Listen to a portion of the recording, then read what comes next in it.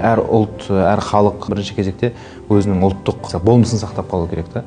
Біріншіден басқа мәдениеттерге, басқа жаңағы идеологияларға жұтылып кетпес үшін, екіншіден дінді жат көріп кетпес үшін.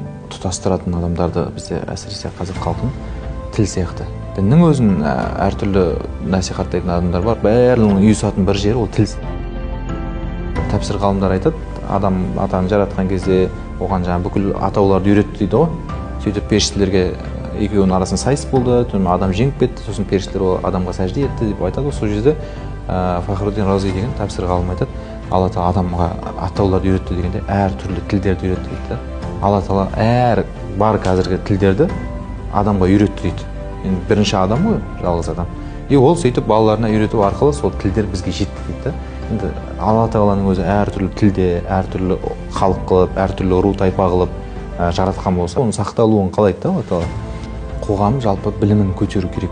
Діни білімді тұрған жоқ бұл жерде. Тарихтан хабар болу керек. Сосын саясаттан, әсіресе қазір геосаясат деген нәрселерден кішкене әлемде не болып жатыр, сол жағынан сауатын арттыру керек, шет жағасын түсінсе, егер ол жат ағымның бәрі проект екен, саған қандай тарих болғанын қалайды, олар сондай тарихты береді мысалы. Сол үшін тілдің ар жағынан біраз дүние шығады да. Тарихымыз шығады, ар жағында мәдениетіміз шығады, әдебиетіміз шығады, өнер.